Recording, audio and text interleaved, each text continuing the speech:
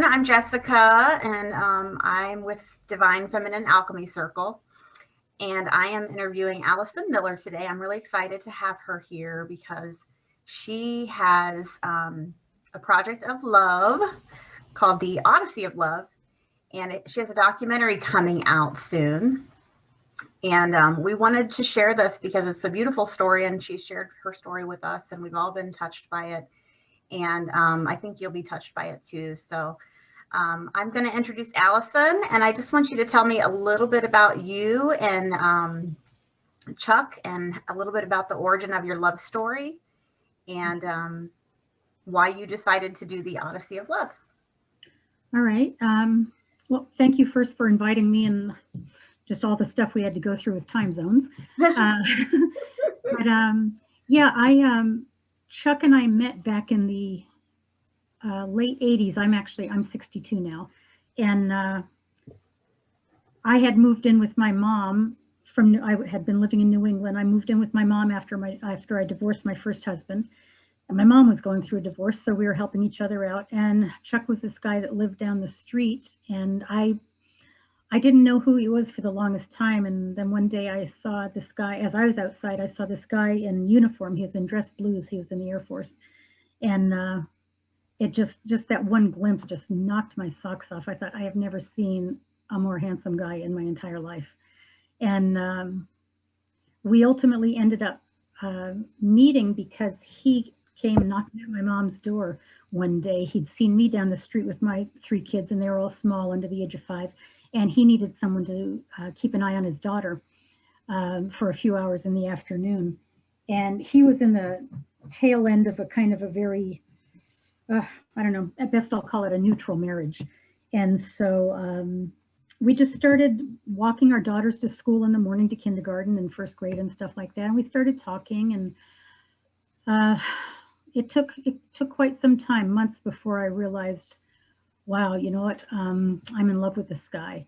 And it took us quite some time more before we were able to be together. But I had started AA in the meanwhile to deal with my mom's alcoholism. And then it's like so many other things in life. I went there to learn about her alcoholism, to AA, and I found out about my own. And so I stayed so that I could get sober. And ultimately, I invited Chuck. He had been, as we talked, he'd been talking about his family of origin, and he was an alcoholic also. And so he started to AA with me, and so that we also shared that in common. And in the years to follow, once we got married and had our lives together, we had our sober anniversary on the same day. And of April 26th. And so we actually celebrated that day just as strongly as we did our birthdays and our wedding anniversary, because if we had not had our common sobriety, we would not have been able to have the beautiful marriage that we had. It required dedication from each of us adhering to our program of sobriety so that we could then have that healthy relationship. And so, yeah, we ended up getting married, and he wore his dress blues, and yeah, we came home from our wedding day with 4 kids between us, and I kind of, just figuratively speaking, put an apron on over my wedding dress and made supper. So it wasn't, life got very normal very quickly. Yes, yes. So yeah, that's what happens, I think, sometimes with subsequent, mm-hmm. We don't need all the fancy stuff. It's deeper than that. It is. And one of the things that we resolved between us is that no matter what happened in our marriage, we would always make a point of coming, whenever we got home, to speak to each other about it, whatever it might be, so that we could deal with things head on, have them right out on the table, rather than just pushing them to the side and not dealing with them, because things build up and it gets toxic, whatever it is. And then different emotions get involved with it. And so we made that resolution that we would always talk to each other, no matter how hard it got. And there's times it got very difficult to talk, because the first thing people want to do is, when you're having a disagreement with, especially your partner, is clam up. and you can't. You have to keep on talking. Even if you're stumbling through it, and even if you don't know what to say, you just keep on talking, because otherwise it only gets worse. Yes, that's so true. And everything I've read has said that, fighting is better than stonewalling. God, yes. And that stonewalling is a form of abandonment. Well, it is. Yeah. It is. I had to bring myself up short at one point in our marriage. And I mean, blended families are really hard to do. They are really hard. And I am the first person to say, I don't know that we did it successfully. We had our relationship that was amazingly beautiful and successful. Blending the families, not so much. And but I remember at one point when we were arguing about something, I had adopted my mom's habits of fighting when she was drinking, and it would be that I would leave the room, and now while I was out of the room, I was kind of gathering myself and all of that, but not in a healthy way. And I'd come back and say something, and then I'd leave the room again. So I'd be in and out, and it just hit me like a brick one day. Oh my God, this is how my mom argued. And I had to stop myself short. And so no matter what, from that point on, I glued my feet to the floor when Chuck and I were arguing, so that I would not leave the room and keep on doing those old habits, following those old patterns that weren't even mine. They were my mom's. Yes. So it's learning and it's stumbling, but by God, you have to glue your feet right there and just keep looking each other in the eye and talk it out. It's so true. And to be observant of our own patterns and their origins, and be strong enough to accept that, like, okay, this isn't working. Mm-hmm. Recognizing it and trying to do something different, even though it goes against everything we're used to doing and what feels natural. Yeah. Even when we want to run to ground and go in the other direction, if that relationship, if that person matters enough to you, then you stay and you figure it out, no matter how hard it gets. Now, I'm not talking obviously of if there's addictions and things like that, but under so-called normal circumstances. Right. Yeah, I know what you mean. There are always exceptions to everything, but of course, if you're being abused. So, yeah. So I mean, we just had this really incredible marriage. I mean, he was Air Force, and so, he was gone oftentimes, and but so my kids, they ultimately, my three, they came to me one day, and my daughter was a spokesperson at age 6, and she said, what should we call Chuck? Do we call him Dad? Do we call him Pops? Do we call him by his first name? And I told her that, here's the important thing. You can call him whichever one of those you two agree upon, you and him. Mm-hmm. The important thing is that you have as many people, you and your brothers have as many people in your lives to love you as possible. And Chuck will grow to love you, and you will grow to love him. The name doesn't really matter. And so they did end up calling him Dad, because he immediately assumed that role, and he made himself financially responsible for them. My ex was not paying any child support. Okay. He was their dad in every way other than having, been the sperm donor. And and they treated him that way, and he treated them that way. That's wonderful. Yeah. Oh, great. That's such a strong man to do that too, I think. Yes, I agree. Yeah. I agree. It takes dedication, and I think that sometimes people think when someone finds sobriety, so they don't drink, that, oh God, that must make them such a killjoy, and they're no fun at parties and stuff like that. And I resolved when I started getting sober, and I know Chuck felt this way too, that I wanted to be present for the moments in my life. I didn't want to be zoned out on any kind of anything. I wanted to be present in my life, and being present in my life allowed more of the emotions to go through me, and so I could really appreciate and enjoy being where I was. And so sobriety was the cornerstone of our marriage, and it helped us through the blending families and the deployments and everything else. And it really strengthened our marriage so much. You have to be honest in AA in order to stay sober. And that honesty then trickled over into our marriage. in a very conscious manner so that we lived that life. And Chuck was, oh, he was so romantic, and I'm a diehard romantic, and he was like anything that I could have envisioned as a, I don't know, as a young teen, not having a clue about the world. But we loved to slow dance, and he was always respectful to me. And when we did fight, it never devolved to name calling or casting aspersions on one another. We, as much as we could, we stayed on topic with things, and we didn't make it personal so much. And and he was kind, and he lived a life of service. He believed in living a life of service to others, and he did that through AA primarily, but he mentored a lot of young people who came into the Air Force. And Oh, wow.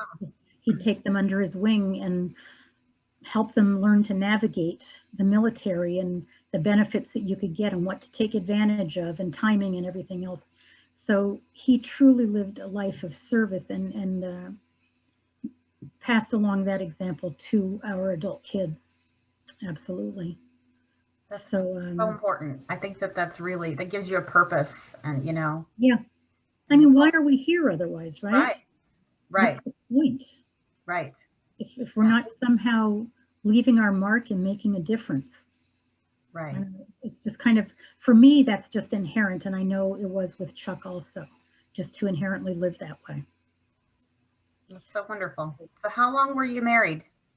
We were married for 23 years and together for 24. Okay. And in 2009, I got an email from Chuck one day. He had retired from active duty, and he was working civil service. He was out of McGuire Air Force Base in New Jersey. And he sent me an email one day, and he said, I think I can retire in 3 weeks. What do you say? And we'd been kind of talking back and forth about, oh, well, someday wouldn't it be fun to go on the road and just kind of full time and leave the rat race behind. And so that day when he sent me that email, I said, you know what? If you have any extra leave time, what they call terminal leave, come home now. We'll put the house on the market tomorrow, and let's go. We'll get rid of all of our belongings and just go. And it took us a few days, but this is actually, today is the anniversary of back in 2009 when we got an offer on our house in New Jersey, and it was right before everything tanked. And somebody made an offer, and so it took us, let me see, this is the beginning of April. By May 29th, that's the day we had our house closing, and I'd sold things, or mostly I gave things away. I invited all my friends to come over to our house and said, take what you want. All we wanted to do was to be out of the rat race. And what we had left, we packed up into a U-Haul truck, because we figured, okay, well, let's head out on the road and look. We'll just drive all over and we'll see, okay, where is it? Do we want to settle down? So we had a few things still in our truck, and we came home from the house closing, and the truck was parked in the driveway next to us at our neighbor's. He got in the truck and I got in our car, and we headed west. And we dropped things off in Indiana, which is where his mom lives, whatever was in the U-Haul. And we headed out there on the road, and initially we called it state shopping. Okay, where are we going to settle this perfect? But about 3 months into it, as we were driving along, Chuck just looked over at me and he said, we're just having a really good time doing this, aren't we? And I said, yeah, we are. Like, it's just so freeing. And he said, we don't really need to stop. Why don't we just keep on going? And I said, yeah, let's just keep on going. And so we kept on going. And every 6 months or so, we'd go back to Indiana. We'd get rid of more of the things in our storage unit. And we started realizing we don't even remember what's in our storage unit. Yeah. And if we don't remember it, why are we keeping it at all? So we started getting rid of more and more. And then we would, we went north, south, east, and west. It was absolutely amazing, sitting, God, no more than a foot across from each other. We talked about everything under the sun, and our marriage got even stronger than it had been. And he, about a year and a half into it, he got what turned out to be cancer, and we returned to New Jersey so that he could go across the bridge to Philly to get care. And he went through 6 massive radiation and then 6 surgeries to remove the tumor and the cosmetic surgery to repair all the damage where they'd had to do grafts. And but in between every visit to the doctor and every surgery, I'd have the car packed and I'd be waiting for him in the parking garage, and we'd head west immediately. And then we'd go back for another CAT scan and then head back out on the road. And the best memory I have of that is hitting Kansas, and we'd open the sunroof and we'd blast Willie Nelson on the road again. And we'd know, okay, we're good for 3 more months. Let's just keep on going again. And that's so beautiful. I love Willie Nelson too. I've seen him many times. Oh, have you? Yeah. I never saw him in person, but boy, that song. He sings no touch up. I mean, he's just as pure in person as he is on the radio. I love that. I love it when people don't have to edit themselves, so to speak. It's like, this is it, and this is who I am, and this is what you're getting, and it ends up so beautiful. Yes, I love that. That's a great. Yeah. It's got to be a great memory for you. Yeah, it is. And what kind of cancer did he have? Can I ask? Yeah, it was sarcoma, and so which is a very invasive. It's through the blood and the lymph systems, kind of, and hyper aggressive. And the first tumor showed up just as this tiny little nodule on the inside of his left wrist, like the size of a pellet from a pellet gun. But within 3 weeks, it had grown almost the size of a grapefruit. And it was the most horrifying thing I've ever seen. And but I have a maybe offbeat sense of humor, dark sense of humor. And so it helps us get through the times is what it does. I believe in the power of a dark sense of humor. Yeah. I told Chuck here. I told him one day, I said, we need to, this is so big, it needs its own area code. So I said, we need to name it. And I wanted to help remove some of the fear for everybody about dealing with this really horrific thing. And so we named it Wilson. Okay, I named it Wilson. His tumor was named Wilson, and it made it easier for people to talk about it, because they'd call up and saying, oh, how's Chuck doing? Or how are you doing, Chuck? And the cancer and all that. And they'd say, how's Wilson doing today? How's the radiation doing on Wilson? Is Wilson disappearing? It made it easier to talk about because we literally named it. Yeah. And it removed some of the fear. The seriousness of it. I think sometimes people come to you and they don't know what to say or how you're going to react, and you just kind of lightened it up for them. Yeah. It's all about helping people find language. Yeah. And all of this was unknown that we were dealing with, but the one thing I did know how to do, because my background was in hospice bereavement, actually, and oh wow, so I knew about structuring things so that people had easier ways to speak about it. And so naming this, okay, there it is, that's Wilson. And on the day that Chuck went through his surgery to remove Wilson, it's like somebody sent a buddy of his sent a picture of a soccer ball, like in the movie Castaway, and it was a red handprint with an axe poised over it, and said, Wilson is meeting his maker today. And I still have that picture, and it's so precious because it's that person really got the whole point of it. So it helped. Yes, I can imagine. We set out afterwards. I called it a Dad's Going to Be Okay tour, because none of the kids had seen him through his first cancer because they're scattered around the country. And so we started visiting each of them. And then we continued on with our travels. And at one point, Chuck had maybe 3 or 4 CAT scans.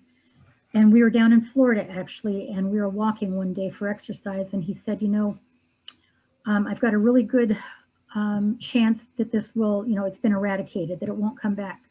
Or if it does come back, it won't be for a long time. So I said, I don't want to do any more CAT scans. My body has been through enough, and he asked, what did I think? And I thought, okay, I said, let's just keep going. I trust you, and your body, so let's just keep on going. And so we did keep on going, but it wasn't, it was only a matter of maybe 5 months that as we were headed to, we knew when we were in Arizona that something was going on. We didn't know what it was, but we kept on traveling, and our plans were to head to California. And as we got to California, he started getting sicker and sicker. And it wasn't that he was sick, he was getting weaker. He just wasn't feeling himself, and he was losing weight. And by the time we got to San Diego, and we had a 3-month rental planned in Cathedral City near Palm Springs. And by the time we got to San Diego, something was really very clearly wrong. And I remember asking him, do you think the cancer has returned? And he said, no, it's, he had, we thought it was maybe kidney stones, and he had a back problem. We thought it might be that. And he had candid all throughout his body because the radiation killed everything good in his body. And so we were already starting to think by the time we got to Cathedral City, all right, we need to start thinking about settling down, at least briefly, to take care of whatever's going on. And we were in Cathedral City at this sweet little condo we'd rented for just shy of a month. And at the end of March, it was just the anniversary the other day, actually. Chuck woke up one morning. He'd been sleeping on the couch because he couldn't lie down any longer. And he said to me, I can't do this anymore. It's too painful. You need to take me to the ER. And I packed him up and got him over to the ER, and they admitted him right away. And it was, the cancer was everywhere, absolutely everywhere. And so he spent just shy of a week in the hospital. And it was just, yesterday was the anniversary of the day in 2013 when he signed the hospice papers, and he was admitted to hospice. And I knew right away, I knew as soon as the doctors said, they didn't call it a tumor, but they said he has a mass in his lungs. And one of his ribs is cracked from the pressure of the tumor. And I knew right away that he wasn't going to come through this, and that I was going to be a widow. And, when something like this is approaching, I remember trying that word on. I'd say widow, and I'd look in the mirror and say, you're going to be a widow. Chuck is going to die. And it's so unreal. There's, you still don't know what you can't compare, can you? Yeah. And all the kids were there, and friends came from all around the country, his military buddies, people that he'd sponsored in AA came to bring him meetings and to get more sponsorship from him, and to thank him for helping them find their own sober lives. And we just surrounded him with so much love. Our family motto was nothing but love. And he died 3 weeks later.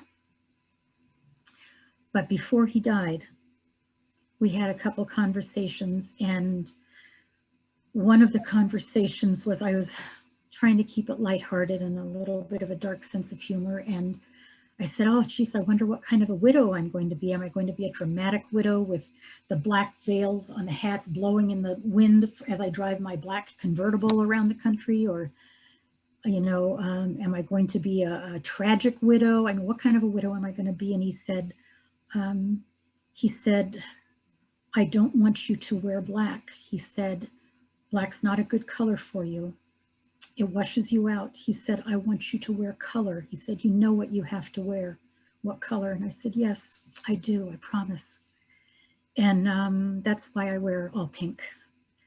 Chuck wanted me to have color around me. He knew that as much as he could influence me, he didn't want me going down that dark hole. He'd been exposed. Our dinner time conversations were about funerals and death and grief, because I worked in hospice and I was a volunteer after 9/11. And so we talked about it. And so he knew about it. And so he gave me that. And he said, you know what you need to wear? And I said, yes, I promise. And I told him I was going to continue traveling on my own. And I said, I'm going to paint my car pink so you can find me out on the road. And I remember him looking at me, Jessica, and saying, well, I'll be looking for you. And so 3 weeks after he died, I set his urn in the shotgun seat and I buckled him in and I headed out to fulfill Oh, I love it. the mission because he'd named 4 places that he wanted me to return to scatter his cremains, our favorite places that we'd traveled to. So I told him I'll do that. And I said, I promise you that until the day I die, everybody that I meet will know your name, Chuck D, and they'll know what kind of a man you were as you walked this earth. And so he started me out by giving me a mission. In the Air Force, they assign missions. Chuck knew I was the kind of woman who would need a mission after his death, but he could only start me on it. He could not do it for me. And so he gave me those 4 places. He said, wear pink. And the rest was up to me. So I returned to those 4 places. It's after that that my Odyssey of love began, because Chuck had also, I knew that Chuck knew, without enunciating it to me, that there were other places where I would want to scatter his cremains. In order for me to recognize those places, I would have to keep my heart open. He knew that just inherently because he knew me. And so by at least starting me out on these 4 places and knowing that there would be others to go to, if I could keep my heart open, then I'd be open to love in all of its different forms in life. And that's exactly what happened. That's exactly what happened. Can I ask where the 4 places were? One was Fort Jefferson in the Dry Tortugas off of the Key West. Oh. And my Wow. son went with me there. I haven't been, but I have spent so much time looking at photographs and planning the day that I go. And I don't even like to camp, but I want to camp there. We only went for, Chuck and I had been there together. And then my son and I, when we went, we just went on a day trip. We took the boat over. And I mean, the boat ride itself is absolutely beautiful. And then, you know, just spending those hours at Fort Jefferson, absolutely just beautiful. Another place was Crater Lake in Oregon. Chuck and I had been there together. And so our daughter went with me there. Our younger daughter, Rachel Grace, went out on the road with me for 6 months. Both of us living in that tiny little tab, and it was absolutely incredible. And she helped me to create ritual as I scattered her dad's cremains, and we were able to just talk between us, you know, and share memories. And she really gave of herself in every way to help me through that, you know, even putting her own grief on the back burner. And my kids are actually interviewed in the documentary about those early times and what did they think about me going out on the road and stuff. So Crater Lake was another one. And then Little Bighorn Battlefield, where Custer's final battle took place, was another one. And my daughter went with me to each of those places. And so, yeah, that started me out, and all that I knew to believe in after Chuck died, because the moment he died, and he died at 11:21 p.m. on April 21st of 2013, the minute he took his last breath and I looked at him, it was like all my memory was erased, and I couldn't even, it was like he'd been a figment of my imagination, and our lives together had been a figment. And did he ever even exist? Because death is it's so permanent. It's like, but he was just alive, and now he's dead and will be forever. And that space between those two realizations is you can't, it's undefinable, absolutely undefinable. And it's like shock. Yes, it's shock, and it's shock in a way that, you know, you can't explain unless you've been through it. Yeah, you have to be there in the midst of it to recognize it. And so a lot of my grieving initially, people will say, well, you have to remember the good memories. I couldn't remember them. Literally, I could not. It's like I don't know that we were even ever together. What happened to the last 24 years of my life? Where was I? Because I don't remember him being in it. And which is a horrible, horrible feeling to have. It's almost like this sense of betrayal. And like my logical part of me knows, of course, it's just shock, and shock serves a purpose for our minds, because the human mind can be so strong, but it can also be so fragile. And trying to take in the what the word forever means, you can't. And so the shock, I picture it like, it's kind of like molasses that's been poured over your head, and it just is really slow moving, and it starts seeping into all of the parts as a protectorate. A protectant. Yes, and I study trauma and how people deal with trauma, and I had blocked memories from childhood that I recovered in my 30s. And I think that sometimes, and my guess, and this doesn't make it a fact, but just hearing you say this, the closeness that you have, the bond, the love was so beautiful that the loss of it, it's almost like your brain said, I'm not even going to be able to look at it. Do you know what I mean? Like your brain just blocked it out because it was going to be too painful to even acknowledge that it happened. So as a self-protection for the time, I'm assuming you got your memories back. They started coming back. It just blocked it out until you were able to look at it again. And that really is, it is a process. And I did go to, I went to counseling ultimately, and I did EMDR, and I remember the counselor. It's amazing, isn't it? It is. And I remember the counselor saying to me, what is your primary trauma? And I said, what do you do when the trauma is that you are alive and he's not? What if life itself is traumatic because he's not in it anymore? And I'm not saying this because Chuck and I were codependent. We used to say we are interdependent. We were so deeply in love for every day of those 24 years. And we paid attention. Like I didn't need to have him die so that, oh, I could be stronger, or now I can get it, whatever it is, life. I appreciated every moment with him. I paid attention as he did. When he said, I love you, I used to say back to him, I feel loved. I feel so cherished. I feel cared for. And I know he felt the same way, but it was this, I had my own life. I did all kinds of shit on my own, as did he. We had our separate lives, even as we were traveling, because we had our own people, Mm-hmm. We were interdependent with each other, but my God, we were so much in love with each other. And everywhere we were, he was a wonderful slow dancer.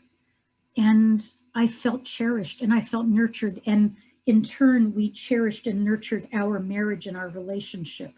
We did not take one damn day for granted. And so he died, and the trauma was horrific. And so I did finally go to EMDR, and I remember the counselor saying to me too, okay, before we start this, I want you to think in your mind of a place of safety, so that you can kind of retreat. And I could not think of one place. I couldn't even imagine a place that was safe enough. And I remember her rolling her chair over to me and just sitting in front of me and saying, okay, look, Alison, we've been meeting for a while. And if you can't think of that place that is a place of safety for you, I think you're strong enough to do this without having that place.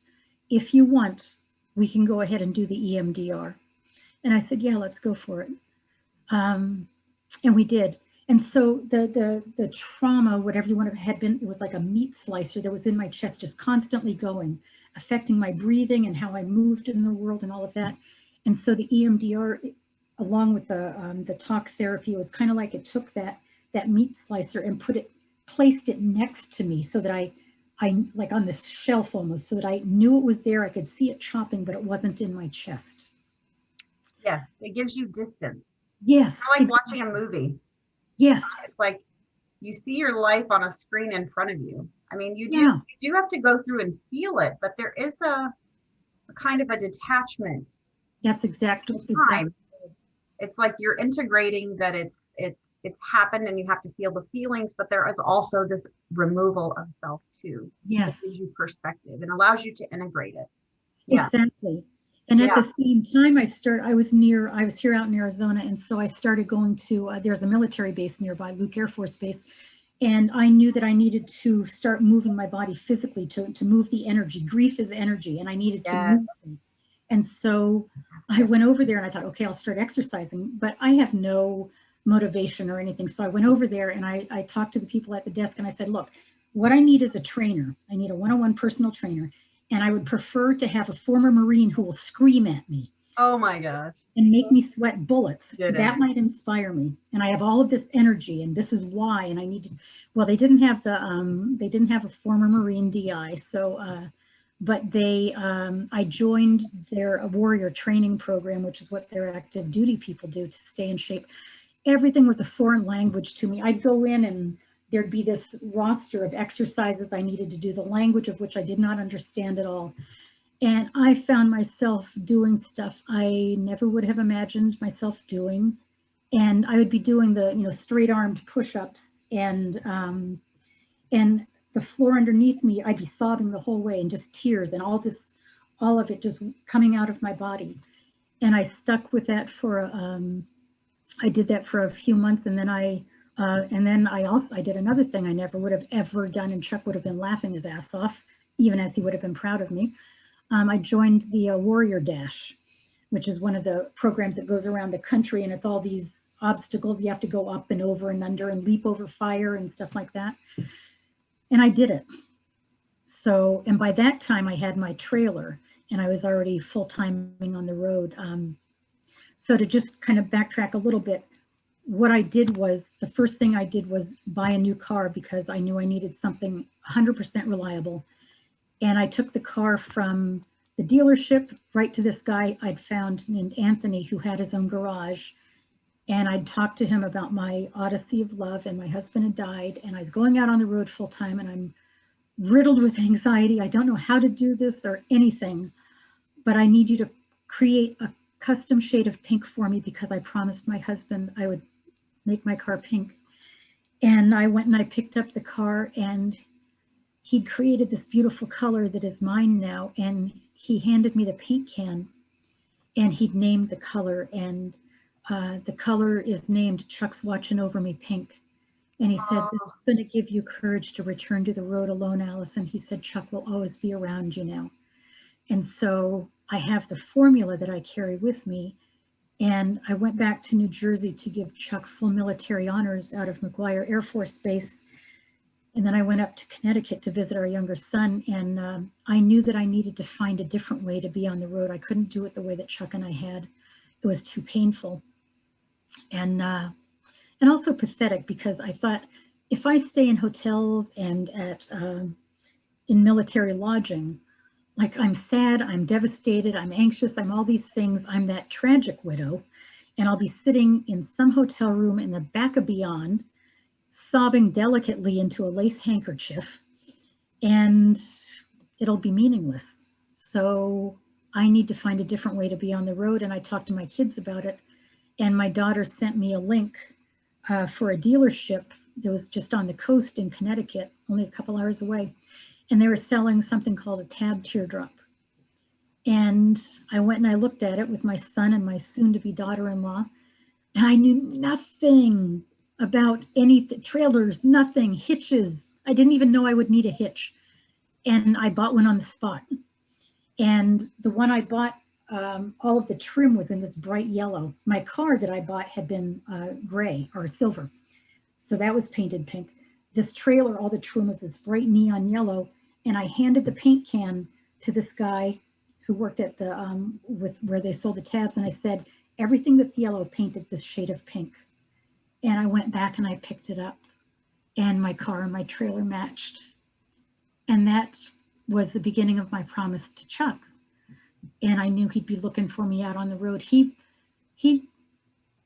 mapped it out for me, is what he did, which is interesting because his nickname when he flew in the Air Force as a flight engineer was the Pathfinder. And really? Yeah. And I met a woman when I went back to New Jersey for his, to give him full military honors, I met a woman at a Red Circle meeting. And I'd never been to one of those meetings before. And I went with a friend, but I didn't know anybody there. And in the circle, we were asked to just share briefly about a dream that we'd realized, that had come to fruition. And so I said, well, my husband and I spent our last 4 years just adventuring in the country and seeing everywhere, national parks, and it was beautiful. And I said, my husband's name is Chuck, and he just died a few months ago. And that was all I said. And after the meeting, a woman came up to me and she said, do you mind if I tell you something? And so I, of course, and she said, Chuck wants me to tell you something. And I said, oh, okay. Yeah, and, thinking, okay, right. Yeah. She Yeah. said, he wants me to tell you that he wouldn't leave you without a roadmap, and that he has left markers for you along the way, both physical and metaphysical, and he wants you to keep an eye out for them. And that kind of blew me away. And then she hugged me. She asked if she could hug me. I said, absolutely. I love hugs. And she was like tinier than I am, and 98 pounds soaking wet. And she hugged me, and I felt, and it was as if Chuck was hugging me, like as if Chuck, who was, much taller and broader shoulders and all that, as if he were hugging me. And so as I set out in my trailer, I was living on all of that, on those possibilities. Maybe Chuck will see me out on the road. Maybe there are markers along the way. Maybe something will come of this. What I do believe in is that he loved me so much in my lifetime, and if at all possible, I know he left all of that love behind for me. And that is what fueled my every mile. And I traveled on that. And then I thought, this isn't just about me and Chuck and our love story. By then I was also meeting a lot of other widows and widowers. And I said, this is also about my widowed community. So I started inviting people who followed my Odyssey of Love Facebook page or my blog to send me the names of their loved ones to write on my trailer to carry with me, because that was then multiplying the love, right? And I needed more love. I just this is what I crave. I need that energy. And so people started sending me the names of their loved ones from around the world and around the country. And then I thought, well, it's not just about widowhood either. This is about grief. And so people from the military and just all of these people started sending me their names. And then I realized this isn't even about grief. This is about love. Love is a container for all of these things in life. Yeah. And so my Odyssey of Love expanded even more. And I started talking more and more about possibilities and just keeping our hearts open. Because if we trust in love, because I'm not religious or a Christian or anything, but I do believe in the power of love because I lived it for 24 years. I was loved more than any woman has been loved, and I loved him equally. And so I trusted that. And then I started adding all of this love to my trailer, and it became a traveling tribute to love. Mm-hmm. And I started, I needed to earn money, but I didn't want to settle into a sticks and bricks in that life that I used to live. And so I found out about work camping, because I would join groups and say, I don't know what I'm doing. I'm perfectly okay with saying, I have no clue at all. Yeah. And asking for help and being vulnerable. I mean, what's it going to cost me? Nothing. And that's so hard for some people. So don't underestimate that. It's impossible for a lot of strength in that. There's a lot of strength in asking for help. Surrender. But life is so hard. Why should we try to do it alone? It makes no sense at all. And I want people to know that too. I work on the credo, you know what? Always give people an opportunity to say yes. Oh, that's lovely. I love that. My mom taught me that. And you know what? If they say no, it's either because they absolutely can't do it or they have no interest. And so I just go on to the next person. But I am perfectly okay with, figuratively speaking, because I have found myself in predicaments all along the road, standing in the middle of a campground and just stopping the first person that comes along saying, this is what's going on, can you help me? And that's whether it's in something like I need to talk to somebody, I need to have a human sitting with me right now, or whether something is wrong with my trailer. And I have the my website written on, across the back of my rig. And I would get to a fam camp, like on a military base. And even as I was still setting up, people would start coming over. And a lot of veterans did, or their wives would, and they say, we read a little bit of your blog. I know that you are widowed and we're right over here. If you need help, you come here. There was a huge storm that came through when I was at Sigsbee down in Florida in the Keys. And I didn't know anything about anything. And a guy came over, one of the veterans, and he said, okay, what you do is you turn your car this way, you hitch it up to give more stability. You turn your car to face it, this way into the wind. My wife and I are right over there. The door is unlocked all night. There's a bed made up. If it's too much for you, the winds are going to get crazy. You don't even knock. You just come in and you go to sleep, and we're set up for you. That's what I was running into around the country. That kind of kindness. I had a flat tire a week ago, and I called my husband, and in the process, I was right down the road from my house, and I walked home, and I had several people ask me, can I change that tire for you? Can I help you?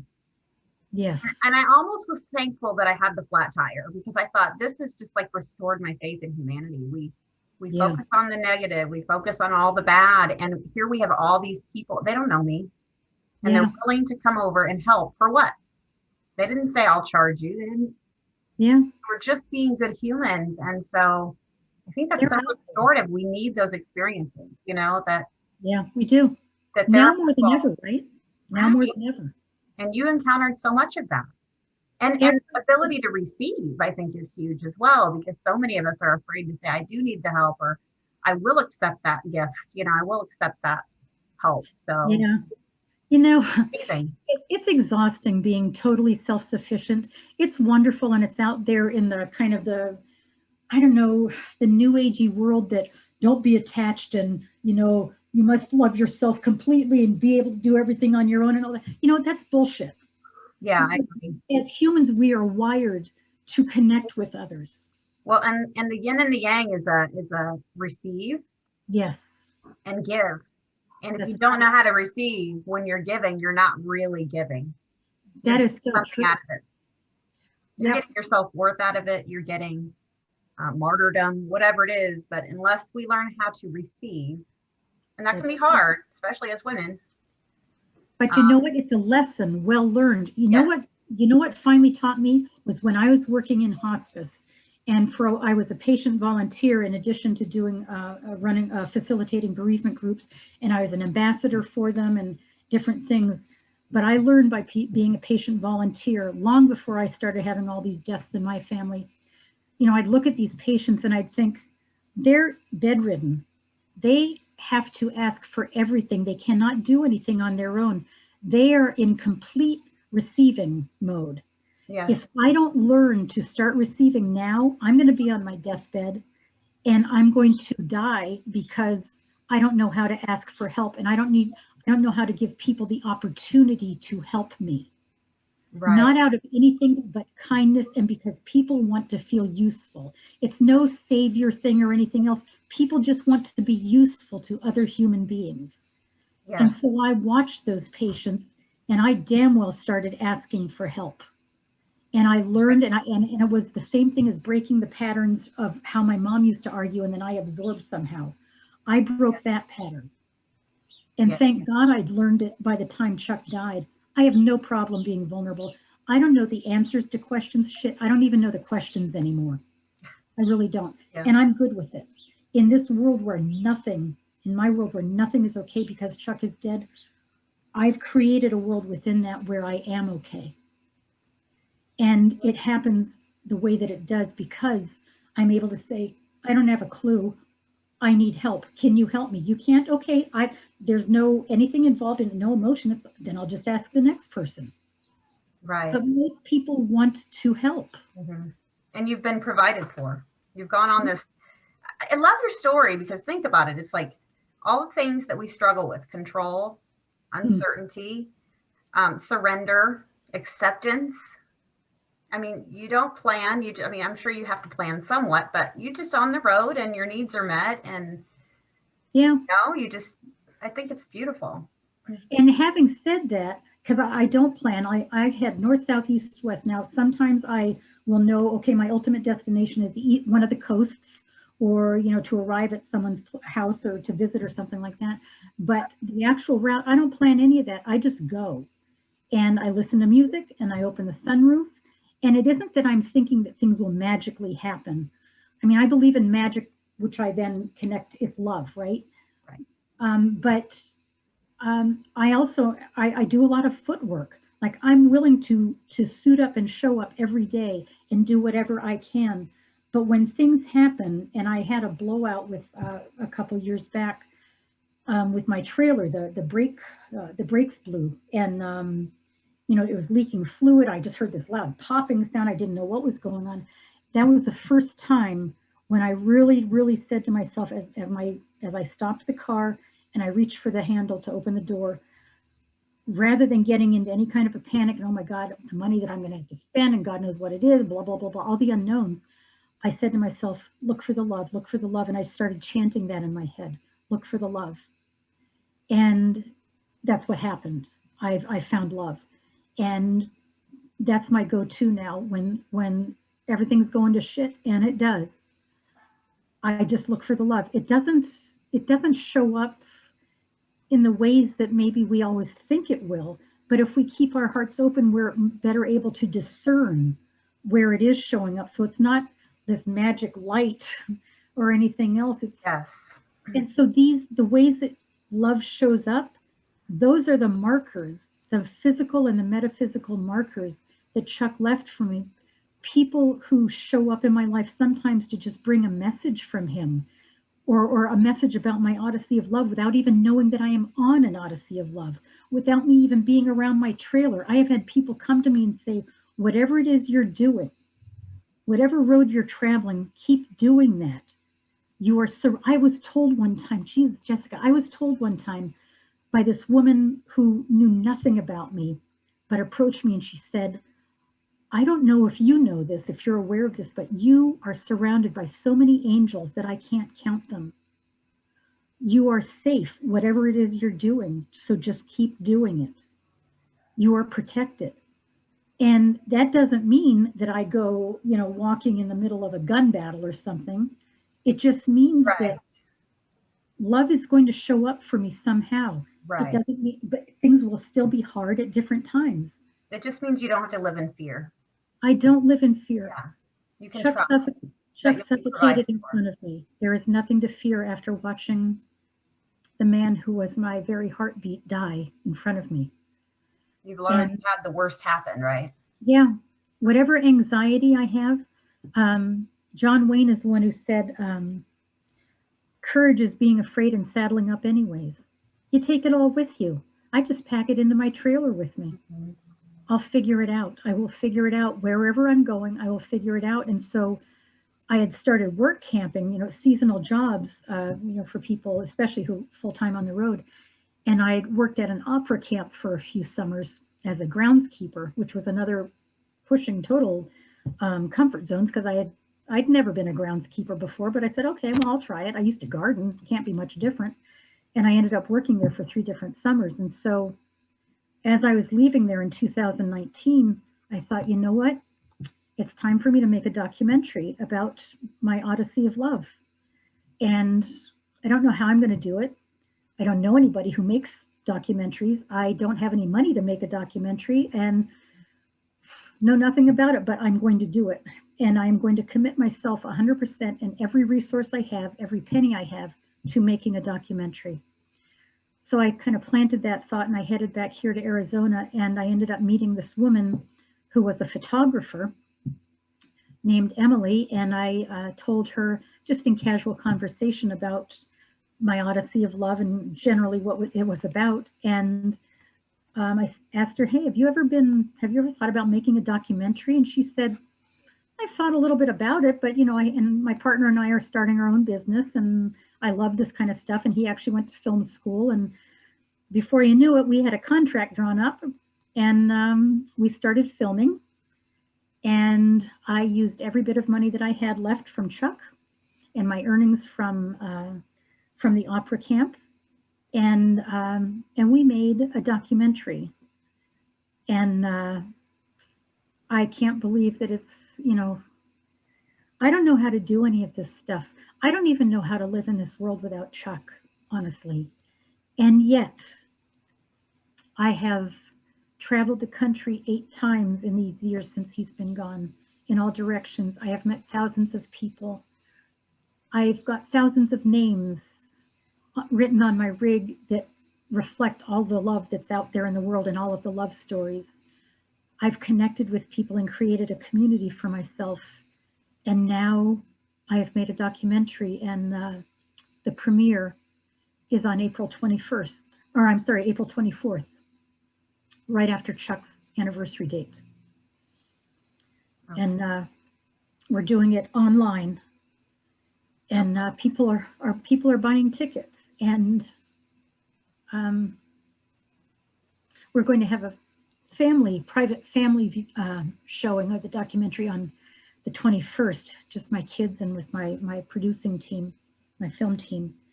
And we'll do a little ritual beforehand. It's going to be an in-person, and we'll do a little ritual beforehand to remember Chuck and raise a glass to him. And then on the 24th, I'm releasing it out into the world, and I don't know where it will go, what will happen with it. I'm just going to keep suiting up and showing up for love. Yes. And let it take its course. You just keep showing up. Yeah. You're not trying to master the whole thing or plan the whole thing. You just show up, and yeah. I love that. That's so beautiful. When you say you do rituals, can you share that with me? What is a ritual for you? I have oracle cards that I use. When my daughter and I were out on the road, oftentimes before we would scatter some of her dad's cremains, we would pull some cards. We would, like his urn travels with me, and I never got a formal urn, so to speak, for him. I just had the box that he came in. It's like from Amazon. And so, but I decorated it up. I decoupaged pictures of him on it and quotes and all that, so it's very personalized. Mm-hmm. And so one of my rituals that I do when I recognize another place to scatter his cremains, and oftentimes it will be when I'm on this road that is stretching for miles in front of me, and the sky is the exact shade of blue, and the right tune is on my playlist, and there's nobody around for miles, and I get fresh flowers every so often, and I put the flower petals in with his cremains, and I'll just kind of hold them out the window and let the wind take them. My daughter and I would pull cards before we would scatter his cremains, and we would, we'd have flowers there. We'd use essential oils sometimes, both to say if we had a little table or something out there, to prepare it, and we'd say a blessing on it, and we'd anoint ourselves with oil first, and light a candle. Usually I use the electric candles or battery operated, just, I don't want to start fires in my trailer or anything. Yeah. So candles, and putting on just the exact right music, and saying a blessing about love and just for love. And, that love continue to show up in my life, and that I continue to show up for love, and asking for strength to keep showing up with love, because I'd like to say that all of this is just really easy and I'm so accustomed to it, but every day is a decision again to suit up and show up for love, because living without Chuck is the loneliest thing I have ever experienced. And not having had him touch me or hold my hand or kiss me for these 7 years is unbearable and impossible. It's not the easiest thing in the world, living full-time on the road, being alone. It is very lonely. I also know that I'd be just as lonely if I were in a sticks and bricks. So I'm not I'm not naive about any of this, about where the, what it's like out there. There's a lot of ugliness out in the world. There's just also a whole lot of love. I'm not sure on any given day what it is necessarily that I'm going to run into. So I just keep my mind straight and my heart straight, and I'm not in charge of anything out there. As long as I'm straight in my own heart, that helps me deal with whatever is going to go on out there. Yes. But I don't focus on the good. Yeah. And I don't approach this in a naive manner. I use situational awareness all the time. Yes. Not because I'm living in fear, but because I'm smart. Yes. You have to have situational. You're using discernment. You're using your intuition. You're using you're still self-protecting. You're still being wise, but it's a balance. It's all a balance. It is. I mean, it is. Making good decisions, but also trusting that you'll be. It is. It's never an either or. It's always and. People so often, like, they have their two columns. It's this or it's black this and white. And it isn't. Mm-hmm. It's mostly shades of gray that dance back and forth. And sometimes it's a paradox. Sometimes it's two things that don't look like they go together, but they do. I mean, they do. How do we know love if we haven't known hate? I mean, yes, exactly. Kind of, I struggle with that sometimes, but we wouldn't even know what it is if we didn't have the contrast. So yeah, we do need that kind. And so I live in the duality of all of this. I am grieving deeply and I'm loving deeply, and I grieve deeply. I loved deeply. I'm still in love with Chuck. It's so inconvenient that he's dead, but I'm still in love with him. And I've been asked so many times, well, have you dated yet? Are you going to date? Don't you want to have blah, blah, blah. It's like, I don't know. I mean, I think my heart is open. I know that Chuck hoped that I would find somebody. I also, and I think my heart is open, and I do believe in love. And yes, everything I've gone through with the extreme everything of the gut wrenching everything that of Chuck now being dead, I would do it over again in a second to have that opportunity to be loved by him. So I know the value of true love. At the same time, I don't know any more than anybody else if my heart's really open to love, if it were to happen again. I don't know. I'll deal with it if and when it happens. I also do believe at the same time that maybe for me in particular, that I've had my great love story, and that my Odyssey really is about me. It's not about me and a romantic partner. It's about me continuing to create community and connection with others out in the world, in the greater definition of love. Right. It's defining love in a different way. Yeah. So, I mean, who knows? If this were a romantic comedy, dramedy, I'd be sitting here saying that, and somehow this guy would magically appear in front of me, and then, we'd ride off into the sunset or something. Well, and that may happen. I may talk to you again, in 6 months, and you go, "Oh my God, this guy just showed up." Yeah. You never know. Like, entirely true. Whatever happens, I know that right now, I know what I've done for these years since Chuck died. I know that wherever he is, if he is anywhere, because I don't necessarily believe in an afterlife. I believe in energy and maybe parallel universes and stuff like that. I don't know. But yeah, I feel the same. I don't know. Yeah, nobody really does. Nobody knows. Yeah. But if Chuck is somewhere, I know that as he watches me do this, he's standing up and cheering, because he knew that I would take our experience of hospice and his death and do something with it, and do something big. And, you can define, big is defined however it's defined.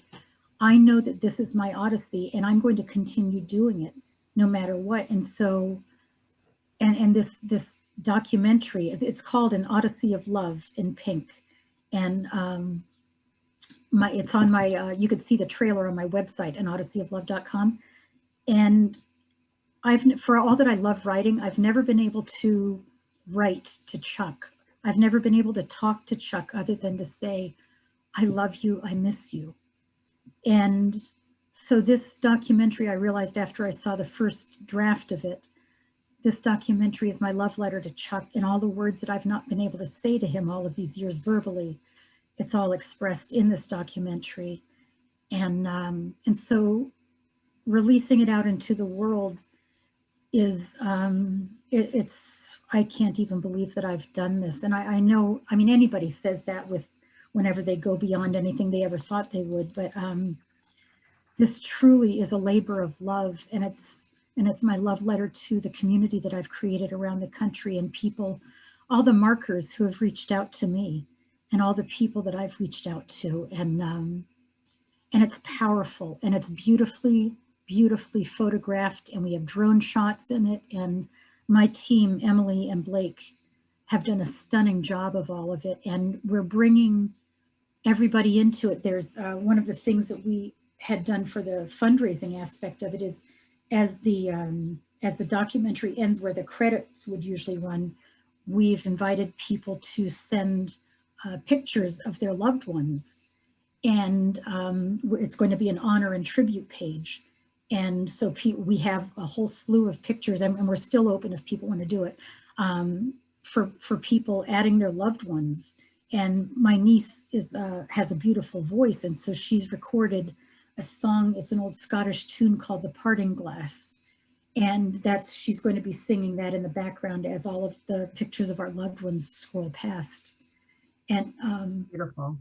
So yeah, everything about it is very intentional, the same way as everything in my Odyssey of Love is very, very intentional. Whatever I wear, whatever I have around me. I love that too. I think and from experience, when we go through grief, I'm definitely a withdrawal shutdown kind of person. And I've had to work really hard to overcome that. We all handle it in different ways, but I think a lot of times we get stuck in that victimhood and that I can't go on. We get stuck. And you are just moving. You've kept moving. And I think it's so easy to get stuck in our grief, or to even shut it off and not want to feel it because it's so overwhelming. But you chose to feel it because when we numb the grief, we numb the joy. Exactly. We can't numb one emotion without numbing them all. And so you make a conscious effort, even though it's hard, even though I'm sure there are days you struggle, you still make the conscious effort to show up and to do it. And by doing that and having that strength and sharing all of it so truthfully and honestly, how many people are you going to help when they go through a moment of grief, or they have gone through a moment of grief and they've been stuck, maybe they've been stuck for years, and they see your story and they go, oh my God, look at all the good she's turning it into. I could do that. And my way, through photography, through animals, through whatever it is, but I think this is how beautiful things happen, and we help one another. You never even know how many people you might help that you may not even meet, That does, it just happens to every human. Yeah. All the time. And we are unaware of it, but maybe isn't that what our responsibility is? For me, it's making that decision every day to keep suiting up and showing up. And I do it in as much pink as possible. It's probably one of the few times in my life I ever really, really listened that hard to Chuck when he said, wear pink, don't mourn for me in black, wear pink. And was pink your favorite color? It was already, I liked it. And I liked the energy around it. And then color of love. Yeah. And when he said what he did, there's just so many different shades of pink. And I've now brought orange into my color scheme too, because orange was his favorite color, and orange and pink, of course, are beautiful together. They are. Yeah. And so the inside of my trailer is like, it's my cocoon, and it looks almost like the inside of that old show, I Dream of Jeannie, inside her lamp, because I've highlighted it with metallics of copper and gold and stuff like that. And I just paint freely, and I do things. I never considered myself an artist either, because I thought an artist paints pictures or draws pictures and has something out there. I didn't know how. I can draw stick figures badly, but the inside of my trailer looks absolutely magical, because I'm not afraid to just try something. And if I don't like it, I just do something else. I don't sit and say, oh my God, how horrible I am and I can't do this and blah, blah. Yes. Okay, well, that looks like shit. So now I'll do something else. You know, I Yes. don't get my ego involved because I'm going to just keep creating whatever I can. And I want everything around me, because Chuck is not here to be that person for me. I create everything around me. I want to be beautiful. I want it to be magical. And so I create what I can around me. And when I look back on when I started out 3 weeks after he died, and I walked down the 15 steps to our condominium carrying his urn with me and strapped him in and turned the ignition to start heading east to give him full military honors. From that woman to where I am now, I have all of the grief, and I have how, oh my God, it's impossible and unbearable. And I take all of that grief and I pour it into this big container full, it's love. It's like this huge container of love. All the grief every day just gets poured into that. I carry it all with me. I have to have the love. I must focus on the love. Otherwise I'll lose my freaking mind. And so that's what, I'm not worried about choosing happiness or joy or anything. I focus on choosing love, however that looks. And so I do that every day. What does that mean to you when you say you choose love? How do you explain what that means to you? I choose to, if I'm in a situation where people are kind of being ugly, either in words or their energy and all that, I just remove myself from that situation. I'm loving myself enough. I'm letting the energy of love burn through me enough to know this situation is not for me. Love shows up for me personally by not being afraid to say no. Can't do that. Not interested in doing that. No, not going to do this. With my kids, I joke with my daughter because, you know, phone conversations oftentimes can go on and on and on. I'll say after we've been talking a while, is this phone call completed? Are we done? And she'll say, yeah, it is. So we'll both hang up. Like, you know, there's just no ego involved in all of it.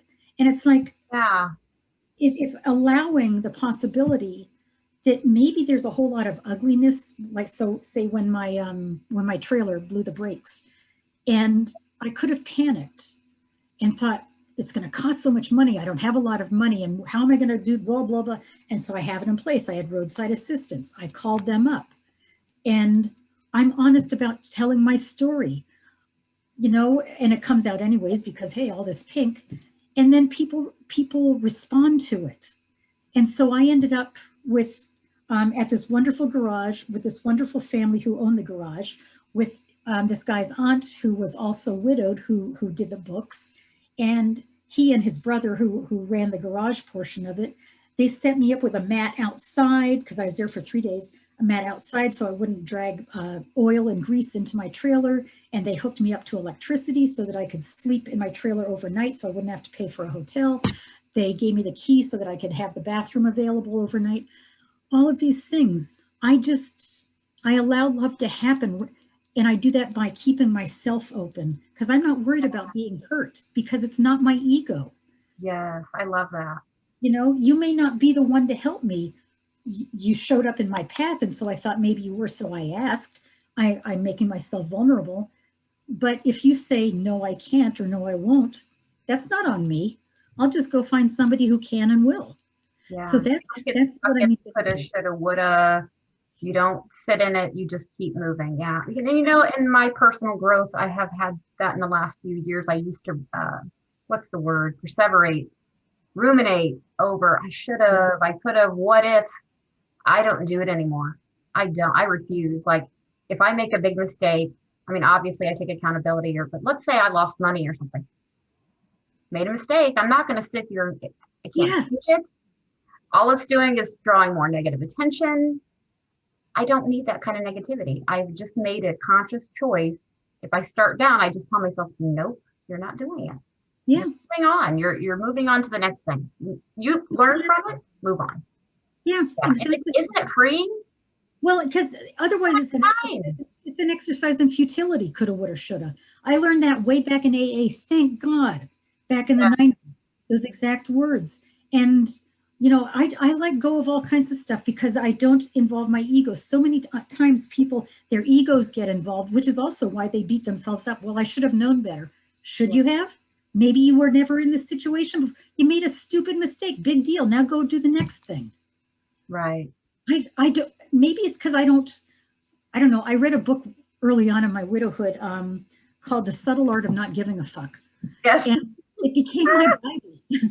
So I don't know if I genuinely don't give a fuck or whether it's just, look, I don't know, there's that energy going on. I've got my own energy, so I'm going to stay here with my energy. And I invite people into this energy rather than going into theirs if it's filled with toxicity and everything else. Where do you get your resilience, your strength, your fire? I think my Scottish heritage, and also my mom, who, even though she was a really active alcoholic for so many years, all of my growing up years mostly, she also was my strongest teacher in resilience, because just from watching her and how she lived her life in spite of the alcoholism, I learned from her that when you get knocked down, you always stand back up again. And I took that into a really bad first marriage. And after 10 years, even with 3 kids, I said, okay, enough is enough. The boat's sinking. Me and my kids are getting off this boat. You go do whatever you're going to do. And then I met Chuck, and there was so much love. He gave me so much love and showed me so much love and spoke his love for me. And I loved him so powerfully in return. That's my resilience now. You know, it's, how can I not be the most powerful woman on this earth when I have been loved with the most powerful love that there is? And so it isn't, I don't do any of this because Chuck would expect it of me. I don't care what he would expect. He's dead. He doesn't have a say in it. I do know that he'd just be cheering me on in every effort, no matter whether they're big or small or in between. And so I took it seriously when I said to him, when I made the promises to him that I did. And that keeps me going. It really is all about the love. It's, I don't believe in, I don't even know what the word healing means. I don't think about the word hope. I don't think about any of those words that are so often attached to the word grief. I don't focus on faith. And like I said, I'm agnostic at best. I do believe in the audacity of love because I lived it and received it for 24 years. And that keeps me going. If I must live without Chuck, clearly I must, I have been, then I'm going to live with the message of love. I'm going to go out and give all the love I can in my own name.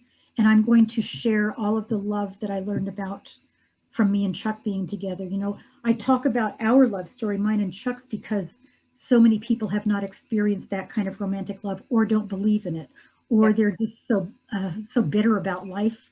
Well, I'm walking proof that love story exists. I talk about our time in hospice because so many people they think that what you lose choices when people are dying. You lose choice when you go into a medical institution. We did things, we were the ones that directed it. We determined we are going to show this man as much love as we can to return to him all of the love he's shown us. We moved his bed around. We decorated his room. We brought people in. We brought meetings in for AA. We did everything we could. I want people to know that you don't have to just go along with. And we were able to create something beautiful out of that ungodly time of pain when this man I loved so much was dying. We made it count. And I want people to know you can take that time and realize that it is the most sacred moments of life when you're sitting with someone who is dying. After he died, even with that, you don't have to just let people take over. You can, I bathed him. We anointed him with oils. We wrapped him in soft blankets and stitched them closed. I pulled the blanket, the last one, over his eyes. And because I didn't want him to go into a body bag without a soft cover on. And I helped lift him onto the gurney. And I told the people who were taking him away, I told them about him, who he was, his name. And I know you will treat him with honor and respect. And then a week later, I went to the crematorium with my daughters. And I opened the box and I covered him. I had bought like 30 bouquets of flowers, and I covered him in colorful flowers. And then I walked with him over to the crematorium, and I pressed the switch to open the door. And I pressed the switch to close it. So his body was engulfed in flames. And I'm not saying any of that was easy, but you know what? It was my last act of love and service for him. So that's why I talk about our hospice time, because you can do things you don't think you can do. And I talk about being out on the road, and I write about it. And now I'm doing this documentary because I want people to know. It's like Christina Rasmussen, who wrote Second First, says, you can do the impossible because you have been through the unbearable. Oh, I love that. And this great reminder. Yeah, it's all impossible. And yet I am keeping my heart open in a real way, not in some pie in the sky way, to possibilities and to love. That's why I write about each segment of my life with Chuck and now on my own. Because, yeah, you can. You don't think you can. And you don't have to follow all these rules that have been set in place for us to make everyone else's lives easier. You can still insist in big and small ways. You can still make things matter in your world with whatever. It's take the power you do have in a time when, especially now when so many of us feel powerless. Right. When someone you love is dying or going through a hard time and you can't fix it, well, what can I do? I can suit up and I can show up for love. What can I control? What can I do? Where does my power lie? Yes. I really love that you share the part with your hospice. And I'm a firm believer in sharing the real. You know, we see it'd be really easy for you to say, I had this great love story.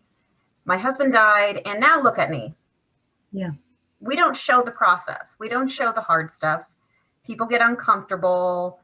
I love how comfortable you are discussing it, because I think that that's the part we need to discuss the most. I agree. Because that's the hardest part. That's the part where we feel alone, where we don't know if what we're doing is right, where, you know, we're flailing, and we need to know that we can get through that. And to just see from here to here, people think, oh, it was so easy for her. Yeah. Do you know what I mean? I mean, it's not true. We all know it's not true. Exactly. But showing that, and also giving people permission. So I work in healthcare. I have for 20 years. I mean, hospice, it seems to me, I hear a lot of great things from hospice. Like hospice gets it right in a lot of ways that other healthcare practice does not. But if I were to tell a family, decorate the room or rearrange, oh, I can't do that. There's a lot of formality and like, I have to do it a certain way. Why? Yeah. Why do we have to do it that way? If this is what's going to bring you joy and bring them peace and make your last moment special, do it. I mean, I think that could really add a lot to how we have closure and how we, I mean, aren't you so happy you had those moments and you didn't just sit there in a quiet, dark room and, do you know what I mean? Like, you made it special. These are sacred times. We decorated Chuck's room in the hospital, and then when he went into hospice, with all of the postcards from our travels. We had been interviewed a few times for the newspapers, and we hung those newspapers on the wall because it started conversations and it brought people in, the nurses and the aides and all of that stuff. We always kept some food there and invited people to share it with us. We talked about ourselves. We shook hands. We said, this is who we are. When we were in hospice, we were only there for 3 weeks, but I spent 2 of those weeks. I had introduced myself to the chaplain when he came to the room, And I said, I used to work in hospice as a patient volunteer. Is there anybody here who's alone, or, you know, who would like to have a visitor? Or is there a family struggling? Can I support them? Not because, and I'm not saying this to like, oh, how great. I'm saying I was reaching out to people. I was showing who I was. We have to, not only do we, I think, does it help us to make ourselves vulnerable, but also to remove the limitations in our own minds, whatever any institution has, any rules or anything they have, we have ourselves inside ourselves a whole lot more of those limitations. And so it's like, okay, well, what can we do? And I never even thought to ask the nurse, well, can we, you know, decorate? Can we do this or that? Can we move his bed? I just did it because I loved Chuck and I wanted him to have all of this. I wanted him to be able to look out the window and see the mountains in the distance and the hummingbirds that were coming to the shrubs right near his window. So I didn't ask. I'm also not setting out to make everything as difficult as possible. You know, they have their own ways, Right. but Within reason. Yeah. there's so much that you can do. And for Right. me, it's letting my heart lead me, letting love lead. You know, whether it's love coming from my heart towards Chuck, but just love in general. And our kids were the same way. How can we be of service? How can we recognize the sacred time that is happening? And it's hard, I know it is. And our kids took pictures of every bit of it. And some will say, you shouldn't share those pictures. They're too horrible to see. They're, you know, because it's near the end. And you know what? Why must we turn our eyes away from the horrible stuff? And yes, if you just look at the image of what you're seeing, it's horrible, but what are you really seeing that's actually so sacred that your eyes can't bear to see it? And Chuck never said, no, don't take a picture, because he knew I would do something with this. I would use it for something out there because he knew the kind of woman I am. Mm-hmm. And so we took pictures of every bit of it, including when he was dying. And those are the most precious things for me to look at now because, yeah, it's grief, but you know what grief is? Grief is love. Grief is love that is bigger than anything else you will experience. It is when love has reached its the point of being sacred. That's what grief is. It's the most intimate experience of your life. And because death is not spoken about easily in our culture, because the real stuff of life is, and we're supposed to all just be happy, you know, tiptoe through the tulips and oh, everything's great and good. That's so much bullshit. It really is. Because real life happens, and Right. that's where the sacred is. And so whether people want to look at it, I'm going to share it. I don't care if people want to look at it or not. This is my story. And you can damn well bet I'm going to talk about what was sacred in my life and what happened and what I was a part of and what I'm doing now in this odyssey of love. This is a sacred mission to me. I'm not talking God inspired. I'm talking love inspired. It came from the love story of a man who he loved so freely and so beautifully, and he loved me so well. And I will always talk about that. And that's what's led me to connect to everyone else out in this country. And it's what led me to make this documentary so that I could fulfill my promise even more. And I could show people how powerful love is, that in spite of all of everything that is in my heart and how shattered I am, I still believe in love. And I believe that love is worth it. And I will keep on going out and suiting up and showing up for it so that I can talk to others about it too and say, yes, it does exist. Even though all of this has happened for you, you can still keep your heart open. Even when it hurts, you might squeak it open. You might need to put oil on it on a daily basis on those gates, but you can keep on opening it because there is love out there. I don't care what the media says, what the world is saying. I don't care. Love is more prevalent than hate. It's more prevalent than indifference and all the differences. And I'm just going to keep suiting up and showing up for it because that's what I do. I love it. You're so moving. I feel so touched and moved today. Like, well, thank you. I can't tell you. I can't thank you enough. I'm so happy for you, and I'm so excited that it's finally here. You know. coming. And Very, how? tomorrow I'm going to see the final draft of the, Okay. yeah. So how long did it take? We've been, fortunately, we did most of the filming right before the pandemic hit. We did a little bit in the last couple months, but it's taken about 1.5 years to film it. Okay. And just gather everything up, and my team is just, they're working so hard, and they're also emotionally invested in this. This is not just a job to them, and it shows in the finished product. And so about 1.5 years, maybe almost 2 years by the time we release it on the 24th. And every bit of it has the drone that is used for all the beautiful sweeping panoramic views. My film guy, Blake, the drone belonged to his dad, and his dad died during the filming of this. And so Blake is going to be doing a tribute to his dad at the end of the documentary also. And Blake and Emily both signed my rig, and their families are invested in it emotionally. And there's going to be tears in it, but the tears are going to come from people recognizing how powerful love is and how fierce love can be. Yeah. That it can truly be a driving force and make a difference in how you live. Yes. It can. That's so beautiful. So what is your largest message? Exactly what you just said. Love is the fiercest, most powerful force in the universe. And you just have to keep your heart open and keep showing up for it. I just choose to do it in pink because Thomas Chuck. And so yeah, I've got my Facebook page, an Odyssey of Love, and people can come and I post daily on there all the time.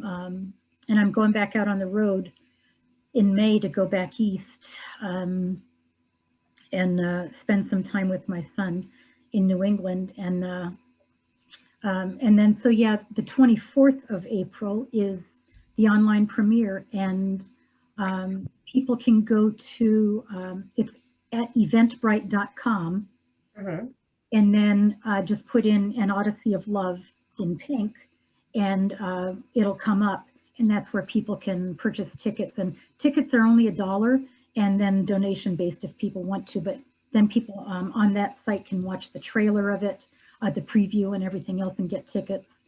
And then if people want to add their loved one's name to the honor tribute page, then they can get in touch with me for that, and I'll let them know the process for it.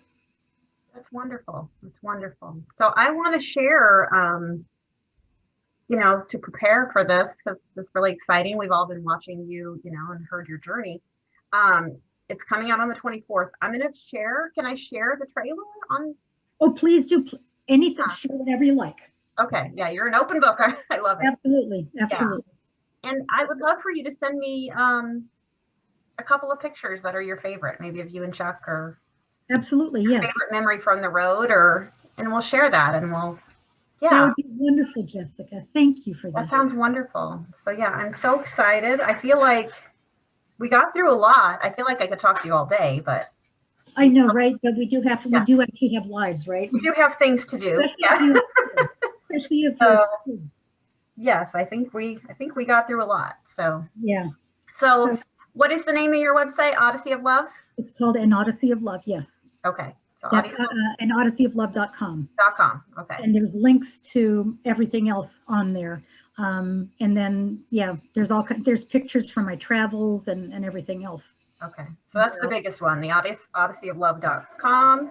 And then if anybody wants to find your Facebook or anything, it's all going to be on there. Yes, okay. Absolutely. Absolutely. And I pretty much call everything an Odyssey of Love. So whether it's my Facebook page or my website or Instagram or anything else. Okay. That's what it's all about, All right. Well, thank you so much. This has been really nice. This was beautiful to be able to talk so freely with somebody about it. I agree. I'm going to, when we're done here, I will send it to you, and feel free to use it how you'd like as well. I post it in the group. Is that what you're going to do? I am going to post it in our group. if you're okay, I may even post it in my regular page. I would love for you to do that, honestly, and anybody else is welcome to share it all too. I want word to get out. I want everybody to see my documentary, because it's I know it will inspire, and it'll just, you'll truly believe in love by the time it's done, if you don't believe it already going We into all it. need love. Isn't that the ultimate? Yes. That's the ultimate. That's what we all want, right? The Beatles knew it. All for. Yeah. If the Beatles knew it, sometimes, but yeah, you know, exactly. we need to remember that. That's the point of all of it, right? So it truly is. It truly is. So again, thank you, Jessica, and I will see you in the group. All right, and we'll talk again. All right, we'll plan something for the future after it comes out. Okay, take care. Thank you. Namaste. Bye. Namaste.